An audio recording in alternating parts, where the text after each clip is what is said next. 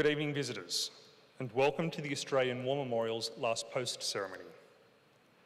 My name is Gerard Pratt, and joining us today from the Australian Army is Signaller Rima Boss. This evening, we're honoured to acknowledge Brigadier General Frederick Chu, Chief of Staff, Singapore Armed Forces, and Brigadier General Kelvin Phan, Deputy Secretary, Ministry of Defence, Singapore, accompanied by Vice Admiral David Johnston, Vice Chief of the Defence Force, and Mr David Lewis, Assistant Secretary, International Policy Division, Department of Defence. We're also honoured to acknowledge Mr Dennis Bowerman, Senior US Defence Official from the United States Embassy, Canberra.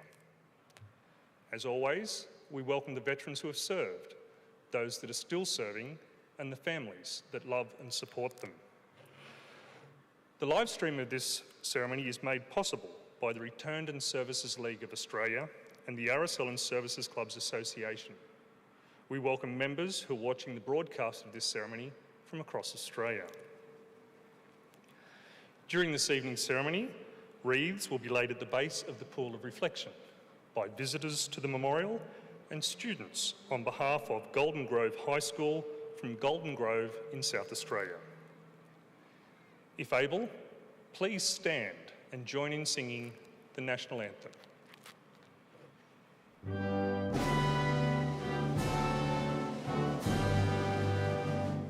Australians, oh, let us rejoice, for we are one and free. We've golden soil and wealth for toil. Our home is got by sea. Our land abounds in nature's gifts of beauty, rich and rare. In history's page, let every stage advance Australia fair. In joyful strains, then let us sing, advance Australia fair.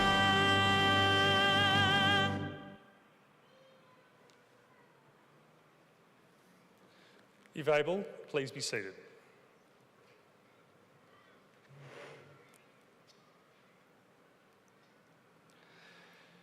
The Australian War Memorial was the vision of Charles Bean, Australia's First World War official historian.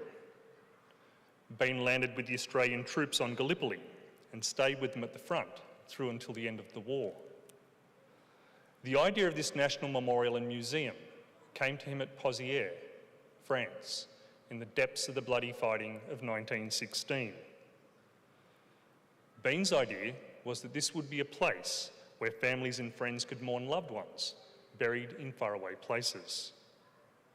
It would also be a place that would help all Australians understand what these men and women had endured and what they had done for us. Bean's vision, to which we remain true, is best expressed as inscribed in the entrance to the memorial's galleries. Here is their spirit, in the heart of the land they loved, and here we guard the record which they themselves made. Tonight, we will read the story behind just one of those on the Roll of Honour, which lists the names of more than 103,000 men and women who have given their lives for us in war and on operations for more than a century. But first, we present a lament, Flowers of the Forest. Wreaths or floral tributes will now be laid at the base of the Pool of Reflection.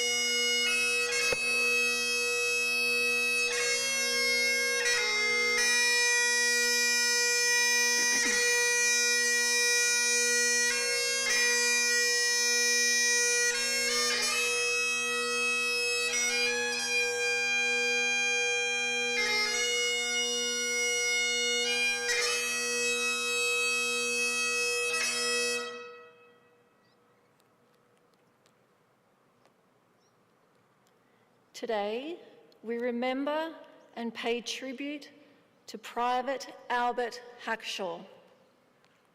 Albert Hackshaw was born in Epsom, about 24 kilometres south of central London, on the 5th of April 1900. The Hackshaw family emigrated to Australia in late 1912.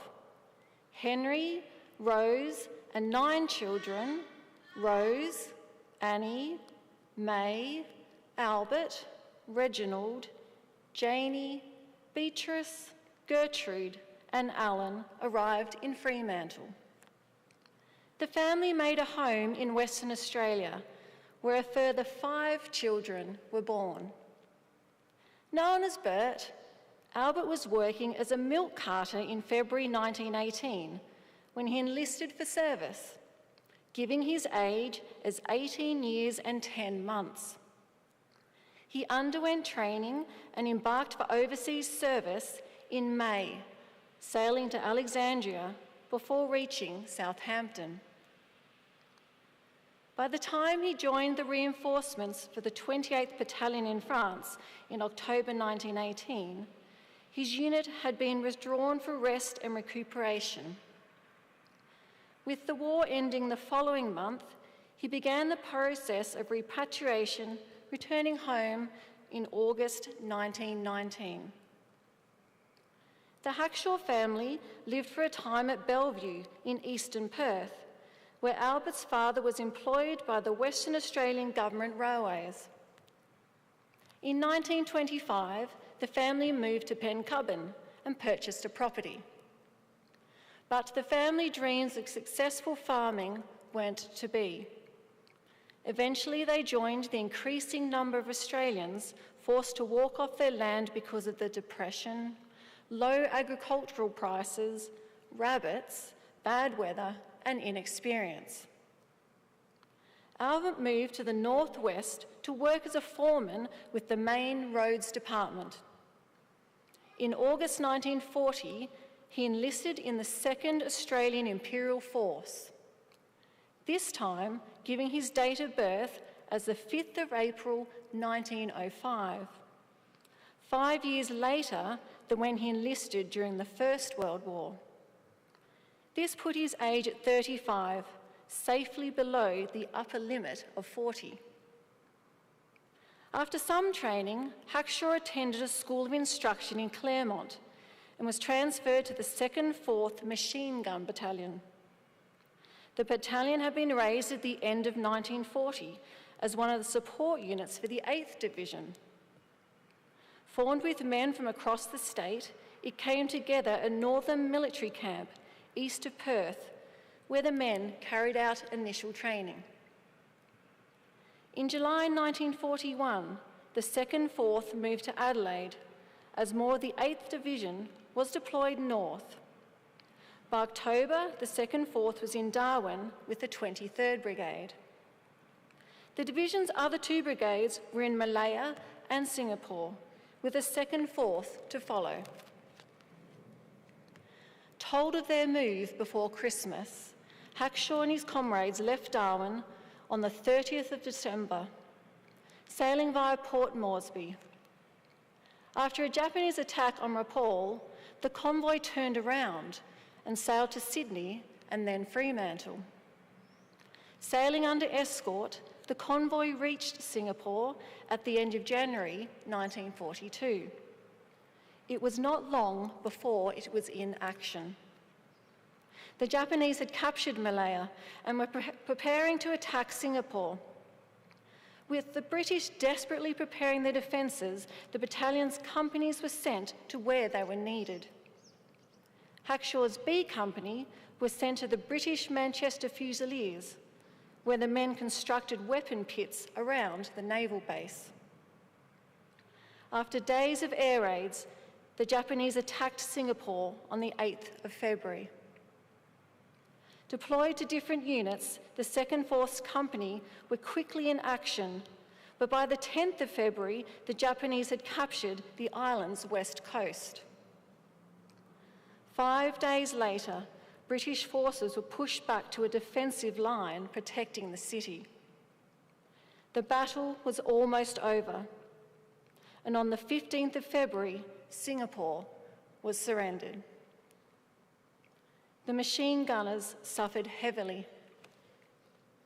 Between the 8th and the 15th of February, the battalion had 137 men killed or missing, 106 wounded, and 24 described as having shell shock. Worse was to follow, with the battalion held in Japanese prisoner of war camps for the next 3 years. Hackshaw joined the other prisoners of war in Changi Jail, from where the Japanese took drafts of men to work throughout their greater Southeast Asia co-prosperity sphere. Hackshaw became part of F Force, one of the last labour forces to leave Singapore in mid-April 1943. Consisting of roughly 3,600 Australians and 3,400 British, F Force's hardships began when it was sent to Thailand by train. Packed into suffocating metal railway trucks with little food and water, on reaching Bampong in Thailand, the men were forced to march over 300 kilometres to camps near the Burma. Many were unwell, even before they left Singapore.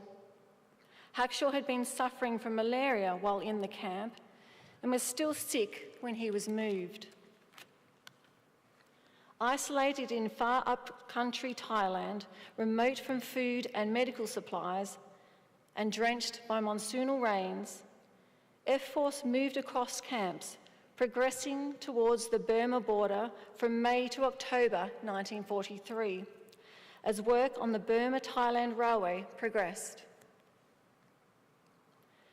Albert Hackshaw was evacuated with other sick men to Tanbaya Hospital camp in Burma, where he died from tropical ulcers on the 2nd of November 1943. Today, his remains lie in the Tambayuziat War Cemetery, under the inscription chosen by his grieving family, always remembered by all the family. The Hackshaw family was at that point already mourning the death of Albert's younger brother Reginald, killed in September 1942 in New Guinea while serving with the 2nd 16th Battalion.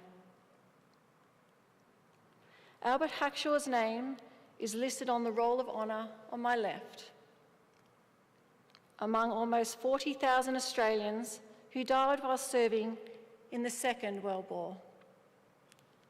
His photograph is displayed by the Pool of Reflection. This is but one of the many stories of service and sacrifice told here at the Australian War Memorial. We now remember Private Albert Hackshaw, who gave his life for us, for our freedoms, and in the hope of a better world.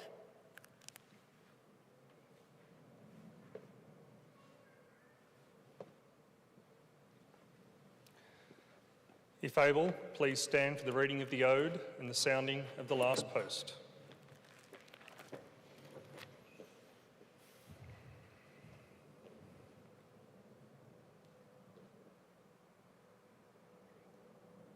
They shall grow not old, as we that are left grow old. Age shall not weary them, nor the years condemn. At the going down of the sun and in the morning, we will remember them. We will remember them.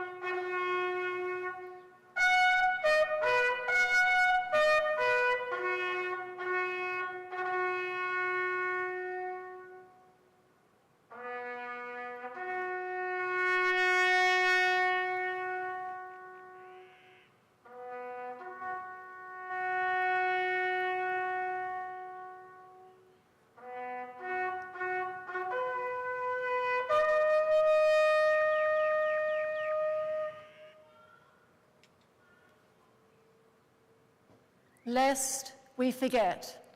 Lest we forget.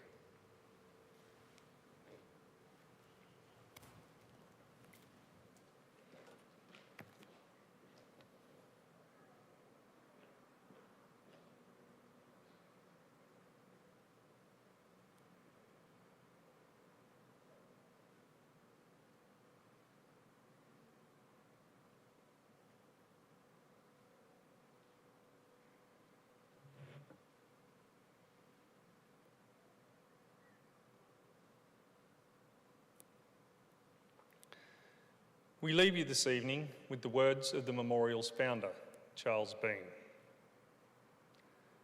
Many a man lying out there at Pozières, or in the low scrub at Gallipoli, with his poor, tired senses barely working through the fever of his brain, has thought in his last moments, well, it's over. But in Australia, they will be proud of this. Ladies and gentlemen, girls and boys, that concludes the last post ceremony. On behalf of the Director, staff and volunteers, thank you for visiting the Australian War Memorial today and for your continued support of the Memorial's development project. We wish you all a very pleasant evening. Thank you.